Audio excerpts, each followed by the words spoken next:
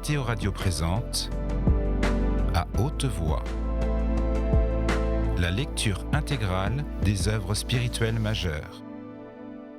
Aujourd'hui, le disciple de Paul Bourget.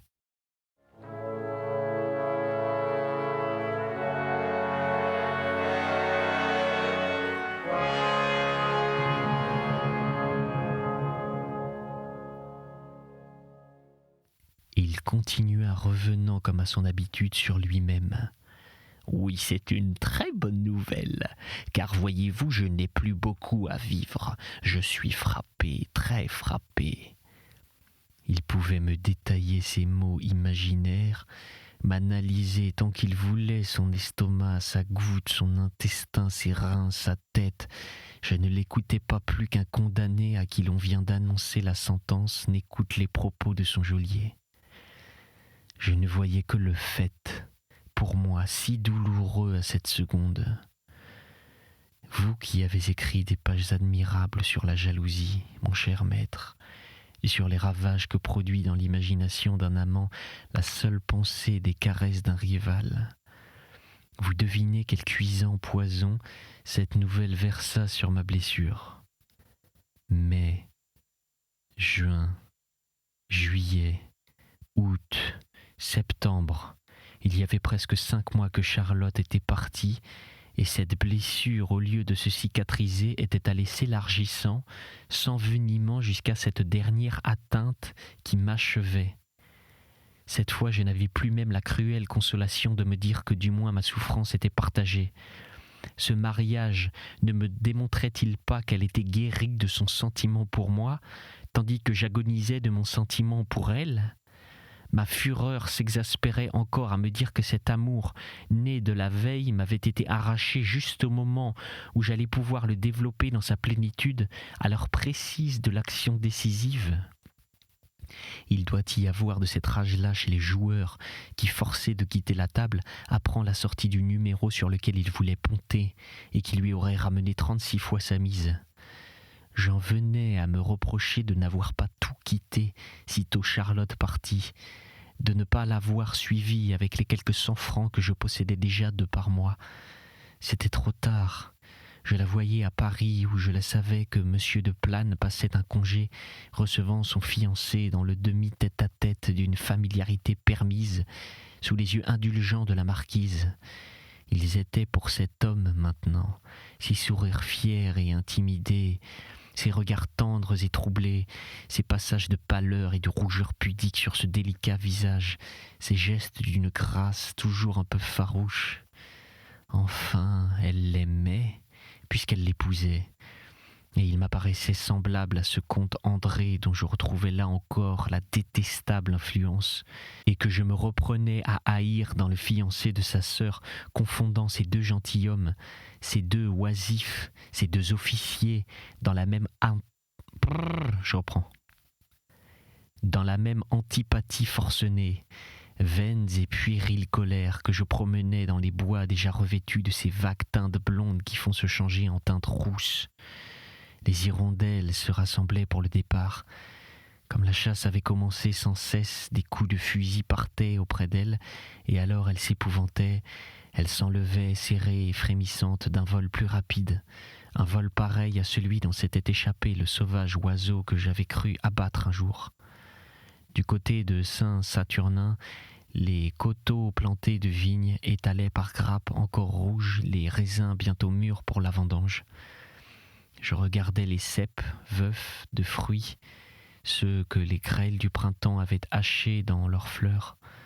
Ainsi était morte sur place avant d'être mûre ma vendange à moi, vendange d'émotions enivrantes, de félicités douces, de brûlantes extases. J'éprouvais un morne et indéfinissable plaisir à chercher partout dans le paysage des symboles de mon sentiment. L'alchimie de la douleur m'avait, pour une courte période, purifié de tout calcul. Si je fus jamais un véritable amant et livré sans réflexion au cruel va-et-vient des regrets, des souvenirs et des désespoirs, c'est alors durant ces journées qui devaient être les dernières de mon préceptorat Le marquis, en effet, annonçait l'intention de rapprocher son départ. Il a fait abdiquer son hypocondrie et allègre, ses yeux gris tout clairs dans son teint moins rouge, il me disait « Je l'adore, moi, mon futur gendre. Je voudrais que vous le connussiez. C'est loyal, c'est brave, c'est bon, c'est fier. Du vrai sang de gentilhomme dans les veines. Enfin, comprenez-vous les femmes. En voilà une qui n'est pas plus folle qu'une autre. Au contraire, n'est-ce pas? Il y a 2 ans, on le lui offre. Elle dit non. Voilà mon garçon qui perd la tête et qui va là-bas pour en revenir à moitié mort, et puis c'est oui. Vous savez, j'ai toujours pensé qu'il y avait de cette amourette-là dans sa maladie nerveuse. Oh, je m'y connais. Je me disais, elle aime quelqu'un. C'était lui. Et s'il n'avait pas voulu d'elle tout de même. Je vous cite ce discours entre 20 autres. Il vous expliquera comment je trouvais à chaque minute une occasion de m'ensanglanter le cœur. Non, ce n'était pas M. Deplane que Charlotte avait aimé cet hiver, mais elle avait aimé, voilà qui était certain. Nos existences s'étaient croisées en un point, comme les 2 routes que je voyais de ma fenêtre se coupaient toutes 2, l'une qui descend des montagnes et va vers le bois fatal de l'autre qui remonte vers le puits de la Rhôde. Il m'arrivait tout seul à la tombée du jour de regarder les voitures suivre l'une et l'autre de ces 2 routes. Après s'être presque effleurées, elles se perdaient vers des directions contraires. Ainsi s'étant séparées, nos destinées et pour toujours. La baronne de Plane vivrait dans le monde à Paris, et cela me représentait un tourbillonnement de sensations inconnues et fascinantes dans les décors d'une fête ininterrompue. Moi, je la connaissais trop bien, ma vie prochaine. En pensée, je me réveillais dans la petite chambre de la rue du Billard. En pensée, je suivais les 3 rues qu'il me faut prendre pour aller de là jusqu'à la faculté. J'entrais dans le palais de l'Académie, bâti en briques rouges, et je gagnais la salle de conférence avec ses murs nus garnis de tableaux noirs. J'écoutais le professeur analyser quelques auteurs de licence ou d'agrégation. Cela durait d'1h30, puis je revenais, ma serviette sous mon bras, par les froides ruelles de la vieille ville, car il me faudrait séjourner cette année encore, n'ayant pas travaillé de manière à subir mon examen avec succès. Je continuerai d'aller et de venir dans ce décor de maisons noires, avec cet horizon de montagnes neigeuses, de voir le père et la mère du petit Émile assis à leur fenêtre et jouant au mariage, le vieux Limassay lisant son journal dans l'angle du café de Paris, les omnibus de Royat au coin de Jaude. Oui, j'en étais descendu là, mon cher maître, à cette misère des esprits sans psychologie et qui, s'attachant à la forme extérieure de la vie, n'en pénètrent pas l'essence. Je méconnaissais ma foi ancienne dans la supériorité de la science, à qui 3 mètres carrés d'une chambrette suffisent, pour qu'un Spinoza ou un Adrien Sixte y possède l'immense univers en le comprenant. Ah, j'étais bien médiocre dans cette période d'impuissante convoitise et d'amour vaincu. J'ai bien maudit, et avec quelle injustice, cette existence d'études abstraites que j'allais reprendre. Et comme je voudrais aujourd'hui que c'eût été là en effet mon sort, et me réveiller pauvre étudiant près de la faculté des lettres de Clermont, locataire du père d'Émile, élève du vieux Limassay, le passant morose de ces ruelles noires, mais un innocent, et non pas celui qui a traversé ce que j'ai traversé et qu'il faut dire.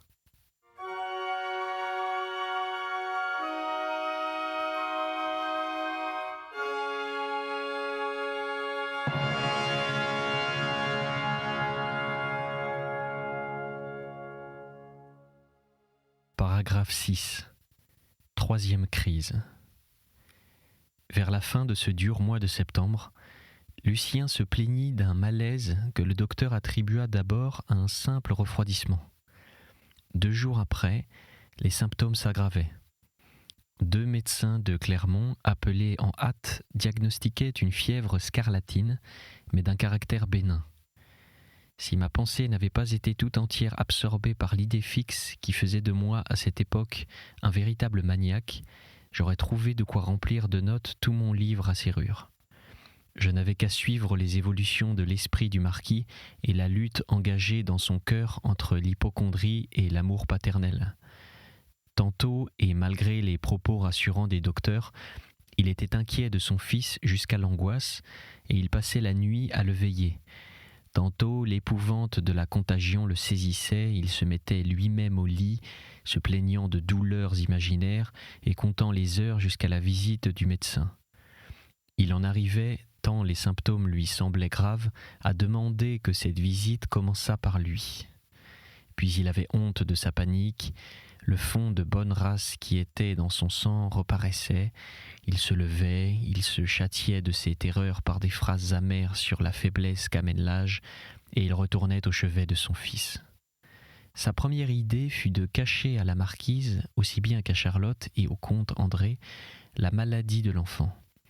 Mais après 2 semaines, ces alternatives de zèle et de terreur ayant épuisé son énergie, il éprouva le besoin d'avoir sa femme auprès de lui pour le soutenir, et son incohérence d'idées était si grande qu'il me consulta. « Ne croyez-vous pas que c'est mon devoir ?» conclut-il. « Il y a des âmes de mensonge, mon cher maître. Si j'étais de ce nombre, je pourrais me faire un mérite d'avoir insisté pour que le marquis ne rappelât point sa femme. Certes, je savais toute la portée de ma réponse et de la résolution qu'allait prendre monsieur de Jussat. Je savais que s'il prévenait la marquise, elle arriverait par le premier train, et je connaissais assez Charlotte pour être assuré que la fille viendrait avec la mère. Je la reverrais. Je tiendrais une suprême occasion de réveiller en elle l'amour naissant dont j'avais surpris la preuve. Je pourrais dire que ce fut une loyauté de ma part, ce conseil donné au marquis de laisser madame de Jussat heureuse à Paris. Oui, j'eus cette apparence de loyauté. Pourquoi ? Si je n'étais pas convaincu qu'il n'y a pas d'effet sans cause, et pas de ces loyautés-là sans un secret égoïsme, j'y reconnaîtrais une erreur d'exploiter au profit d'une passion coupable le plus noble des sentiments, celui d'une sœur pour son frère. Voilà la nue vérité. En essayant de dissuader monsieur de Jussat, j'étais convaincu que tout effort pour reprendre le cœur de Charlotte serait inutile. Je prévoyais dans ce retour une humiliation certaine. Usé par ces longs mois de lutte intérieure, je ne me sentais plus la force de manœuvrer.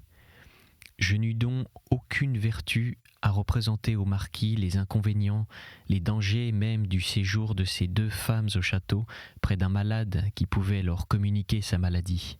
« Et pourquoi ?» répond-il ingénument.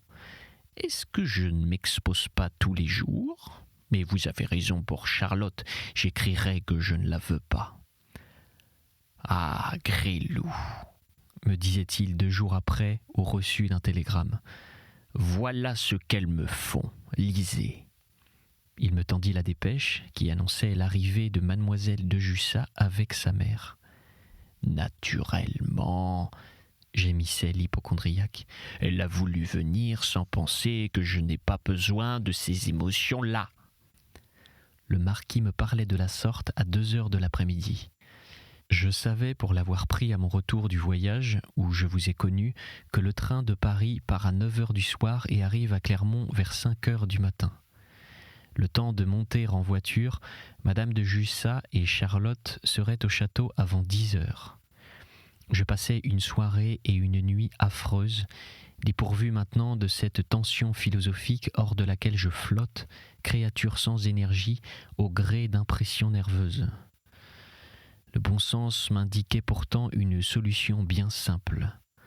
Mon engagement finissait, comme je vous l'ai dit, le 15 octobre.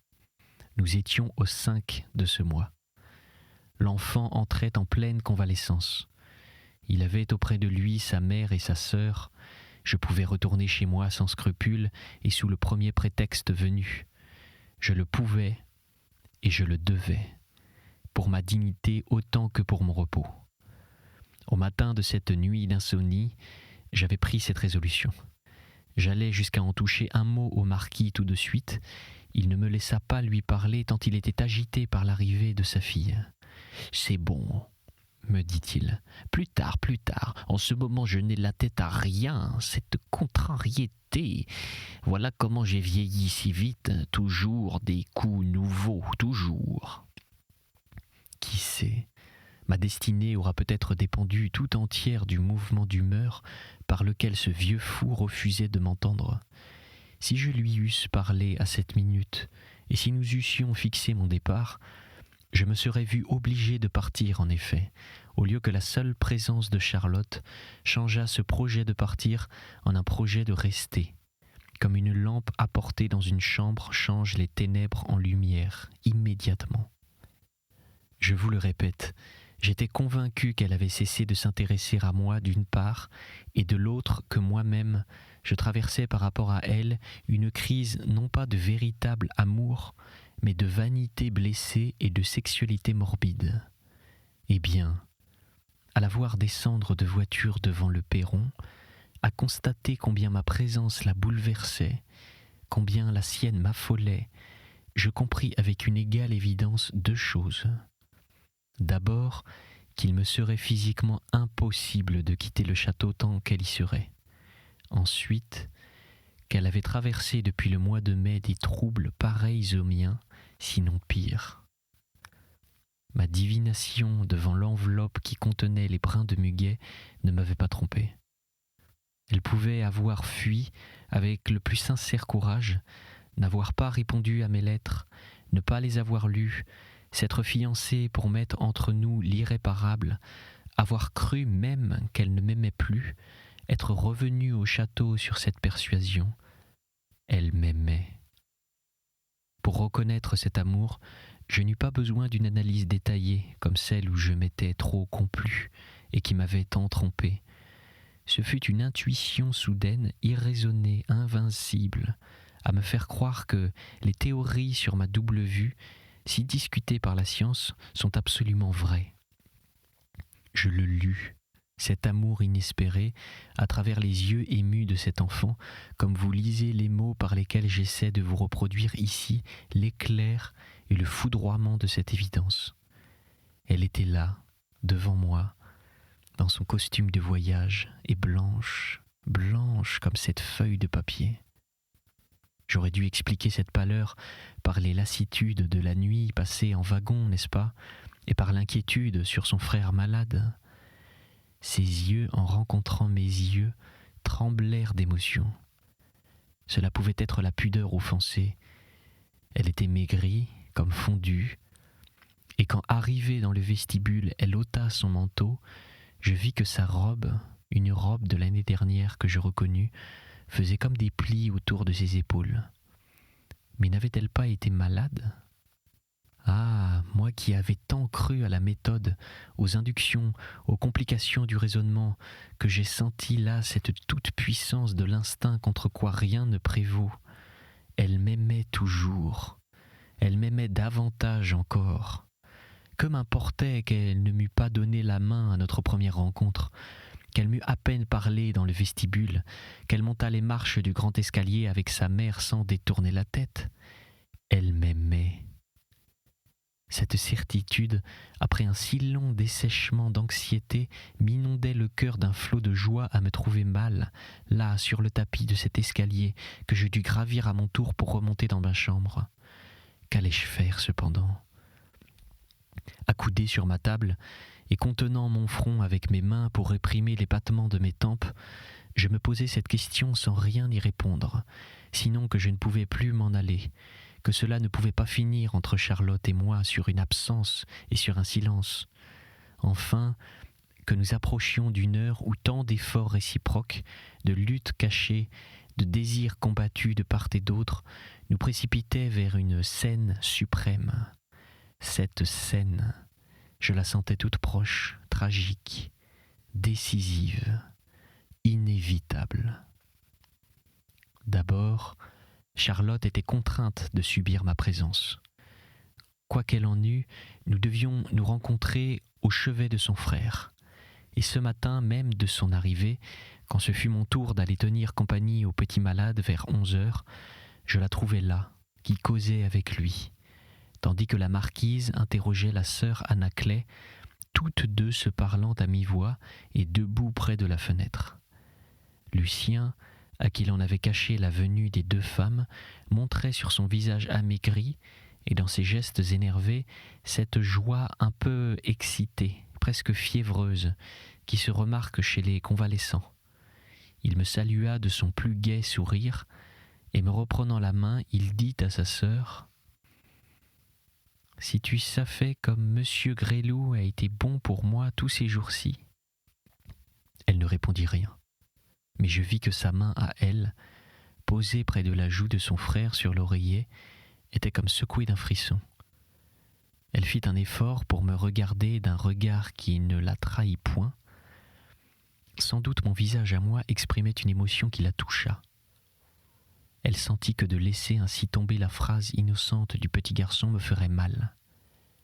Et avec sa voix des jours passés, avec sa douce et vivante voix où frémissait la palpitation étouffée d'un cœur trop ému, elle dit, sans m'adresser la parole directement : « Oui, je le sais et je l'en remercie.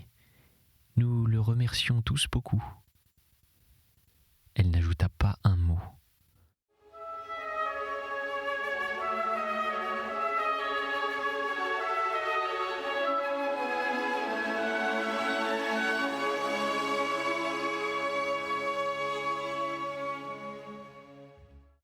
Je suis sûr que si je lui avais de nouveau pris la main à cette minute, elle se serait évanouie, tant elle était remuée par ce simple entretien.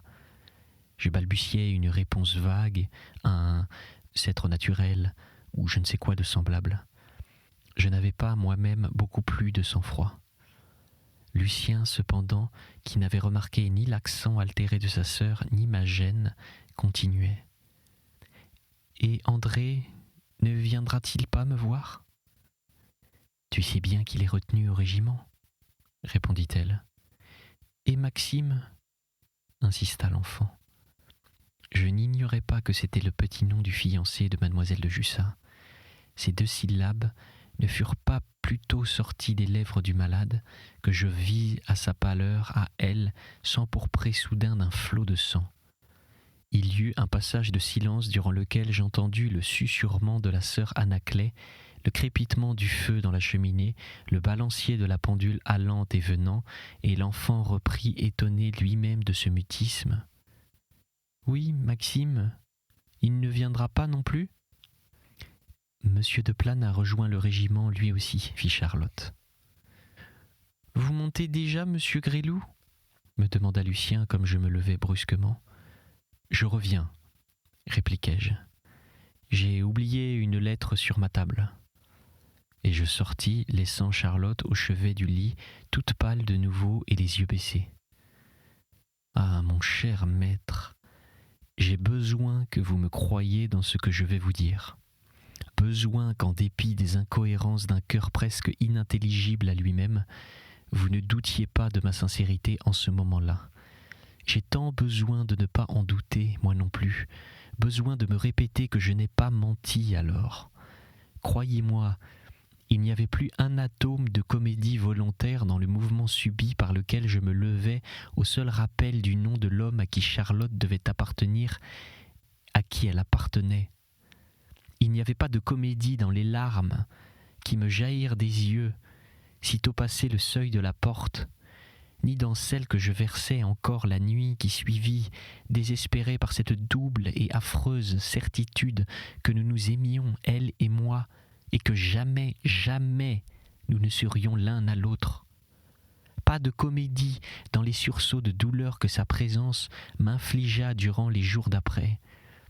Son visage creusé, sa silhouette émaciée, ses prunelles souffrantes étaient là, qui me bouleversaient. Et cette pâleur me navrait l'âme, et cette ligne mince de son corps affolait mon désir, et ses prunelles me suppliaient « Ne parlez pas, je sais que vous êtes misérable aussi. Vous seriez trop cruel de reprocher et de vous plaindre, de montrer votre plaie. » Dites si je n'avais pas été de bonne foi dans ces journées. Est-ce que je les aurais laissées passer sans agir, lorsque les heures m'étaient comptées ? Mais je ne me rappelle pas une réflexion, pas une combinaison. Je me rappelle des sensations tourbillonnantes, quelque chose de brûlant, de frénétique, d'intolérable, une terrassante névralgie de tout mon être, une lancination continue et grandissant toujours, le rêve d'en finir, un projet de suicide. Commencer où, quand, à propos de quelle souffrance particulière, je ne peux pas le dire. Vous le voyez bien que j'ai aimé vraiment dans ces instants-là, puisque toutes mes subtilités s'étaient fondues à la flamme de cette passion comme du plomb dans un brasier, puisque je ne trouve pas matière à une analyse dans ce qui fut une réelle aliénation, une abdication de tout mon moi ancien dans le martyre. Cette idée de la mort, sortie des profondeurs intimes de ma personne, cet obscur appétit du tombeau dont je me sentis possédé comme d'une soif et d'une faim physique, vous y reconnaîtrez, mon cher maître, une conséquence nécessaire de cette maladie de l'amour si admirablement étudiée par vous. Ce fut retourné contre moi-même cet instinct de destruction dont vous signalez le mystérieux éveil dans l'homme en même temps que l'instinct du sexe. Cela s'annonça d'abord par une lassitude infinie, lassitude de tant sentir sans rien exprimer jamais, car je vous le répète, l'angoisse des yeux de Charlotte, quand ses yeux rencontraient les miens, la défendait plus que n'auraient fait toutes les paroles. D'ailleurs, nous n'étions jamais seuls, sinon parfois quelques minutes au salon par hasard, et ces quelques minutes se passaient dans un de ces silences imbrisables qui vous prennent à la gorge comme avec une main. Parler alors est aussi impossible que pour un paralytique de remuer ses pieds. Un effort surhumain n'y suffirait pas. On éprouve combien l'émotion, à un certain degré d'intensité, devient incommunicable. On se sent emprisonné, emmuré dans son moi, et l'on voudrait s'en aller de ce moi malheureux, se plonger, se rouler, s'abîmer dans la fraîcheur de la mort où tout s'abolit. Cela continua par une délirante envie de marquer sur le cœur de Charlotte une empreinte qui ne put s'effacer, par un désir insensé de lui donner une preuve d'amour contre laquelle ne puisse jamais prévaloir ni la tendresse de son futur mari, ni l'opulence du décor social où elle allait vivre. Si je meurs du désespoir d'être séparé d'elle pour toujours, il faudra bien qu'elle se souvienne longtemps, du simple précepteur, du petit provincial capable de cette énergie dans ses sentiments. Il me semble que je me suis formulé ces réflexions-là. Vous voyez, je dis « il me semble », car en vérité je ne me suis pas compris durant toute cette période. Je ne me suis pas reconnu dans cette fièvre de violence et de tragédie dont je fus consumé. À peine si je démêle sous ce va-et-vient effréné de mes pensées une autosuggestion, comme vous dites. Je me suis hypnotisé moi-même, et c'est comme un somnambule que j'ai arrêté de me tuer à tel jour, à telle heure, que je suis allé chez le pharmacien me procurer la fatale bouteille de noix vomiques. Au cours de ces préparatifs, et sous l'influence de cette résolution, je n'espérais rien, je ne calculais rien. Une force vraiment étrangère à ma propre conscience agissait en moi.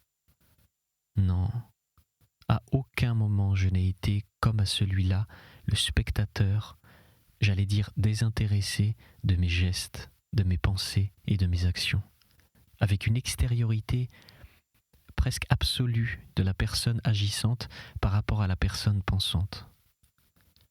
Mais j'ai rédigé une note sur ce point.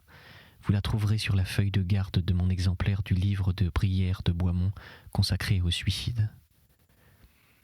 J'éprouvais à ces préparatifs une sensation indéfinissable de rêve éveillé, d'automatisme lucide. J'attribue ces phénomènes étranges à un désordre nerveux voisin de la folie et causé par les ravages de l'idée fixe. Ce fut seulement le matin du jour choisi pour exécuter mon projet que je pensais à une dernière tentative auprès de Charlotte. C'était À haute voix, une émission de KTO Radio. Aujourd'hui, le disciple de Paul Bourget. Lecture, Pierre Deveau. Captation et réalisation, Alexis Duménil et Thibaut Dagalier. Une émission disponible en podcast sur ktoradio.com et sur l'application KTO Radio.